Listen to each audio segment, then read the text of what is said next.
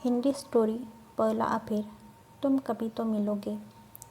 आज फिर मेघों से रिमझिम वर्षा रूपी नेह बरस रहा है।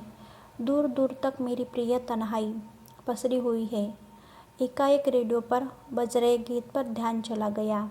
छोटी सी ये दुनिया, पहचाने रास्ते, तुम कहीं तो मिलोगे, कभी तो मिलोगे। मेरा दिल यूं ही भर आया। कितने साल गुजर गए आपसे बिछड़े हुए, पर मेरा पागलपन आज भी आपके साथ गुजारे उन सुखद पलों की अनमोल स्मृतियाँ संजोए हुए है।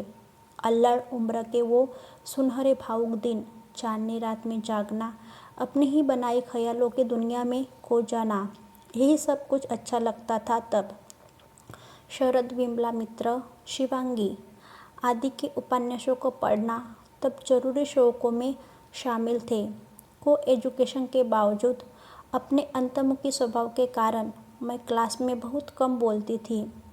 उन दिनों कॉलेज में सांस्कृतिक कार्यक्रम चल रहे थे। आप तब मेरे पास आए थे और एक फिल्मी गीत के दूसरे अंतरे को पूरा करने का आग्रह किया था। उसी गीत को गाने पर आपको प्रथम पुरस्कार मिला था। मेरे बधाई देने पर आपने कितनी आसानी से कह दिया था कि यह गीत तो मैंने तुम्हारे लिए ही गाया था। उसके बाद तो मैं आपसे नजरें चुराती ही फिरती थी, लेकिन अक्सर ऐसा लगता जैसे आपकी खामोश निगाहें हमेशा मेरा पीछा करती रहती है।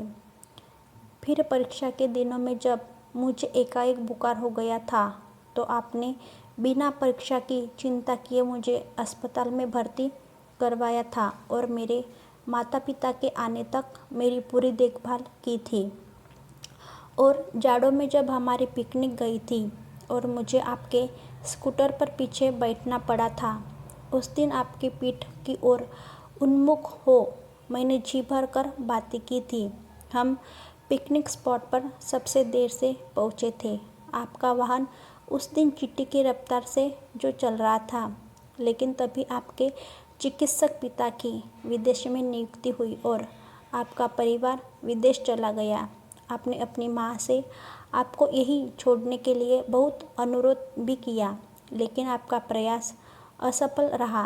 अपने माँ बाप के सामने अपनी पसंद जाहिर करने की आपकी उस वक्त न उम्र थी न हालात।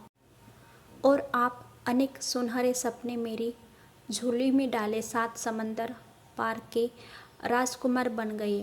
कुछ वर्षों तक आपने स्नेहिल पत्र मुझे ठाटस बंधाते रहे। फिर एकाएक इस छोटी सी दुनिया की विशाल भीड़ में आप न जाने कहाँ खो गए। आपके परिवार की भी कोई खोज खबर नहीं मिली।